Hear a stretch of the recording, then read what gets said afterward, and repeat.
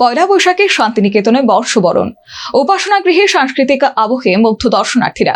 রবীন্দ্রসঙ্গীতে নববর্ষকে স্বাগত, ভিড় জমালেন পর্যটক ও প্রাক্তনীরা। বাংলা নববর্ষে পয়লা বৈশাখ উপলক্ষে শান্তিনিকেতনের উপাসনা গৃহে আয়োজিত হলো এক মনোরম সাংস্কৃতিক অনুষ্ঠান। ভোর থেকেই আশ্রম প্রাঙ্গণে ধরা পড়ে এক বিশেষ আবহ, যেখানে ঐতিহ্য ও সংস্কৃতির মেল বন্ধনে বর্ষবরণে সামিল হন বহু মানুষ।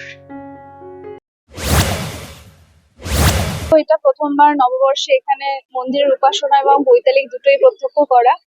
তো বৈতালিকের পরেই ছিল মন্দিরের উপাসনা।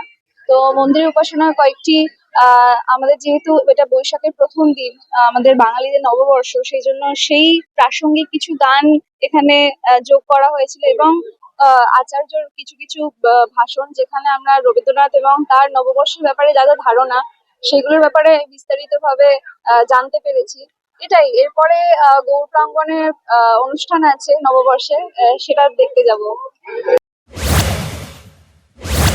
অনুষ্ঠানের সূচনা হয় রবীন্দ্রসঙ্গীত হে নূতন পরিবেশনার মধ্য দিয়ে। এরপর এসো হে বৈশাখ গানের সুরে নববর্ষকে জানানো হয় আন্তরিক অভ্যর্থনা। সমাপ্তিতে আলোকের এই ঝর্ণাধারায় এই গানের মাধ্যমে গোটা পরিবেশ হয়ে ওঠে আরো আলোকময়, আরো আবেগঘন। শান্তিনিকেতনের প্রাক্তনী, আশ্রমিক ও স্থানীয় বাসিন্দাদের পাশাপাশি রাজ্যের বিভিন্ন প্রান্ত থেকে আগত পর্যটকরাও এই অনুষ্ঠানে অংশ নেয়। উপস্থিত দর্শনার্থীরা তারা জানিয়েছেন, বছরের প্রথম দিনটি এমন সাংস্কৃতিক পরিবেশে কাটাতে পেরে তারা অত্যন্ত আনন্দিত ও আপ্লুত। বছরের প্রথম দিন, প্রত্যেক বছরের মতন এই বছরও আমরা আমি উপাসনা গৃহতে এসেছি, উপাসনা অ্যাটেন্ড করতে এসেছিলাম। বছরের প্রথম দিনটা শান্তিনিকেতনে এসেই শুরু হয়। এখানে নানান বর্ষবরণের অনুষ্ঠান, তারপর উপাসনা গৃহের উপাসনা, এসব অ্যাটেন্ড করে। তো এখন ভালোই কাটছে। প্রত্যেক বছরে অ্যাটেন্ড করলেও প্রত্যেক বছরে খুব নতুন লাগে।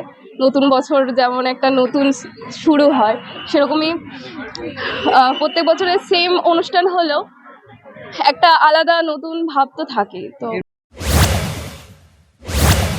বর্ষবরণের এই ঐতিহ্যবাহী আয়োজন আবারও প্রমাণ করল বাংলা সংস্কৃতির হৃদস্পন্দন এখনো জীবন্ত শান্তিনিকেতনে।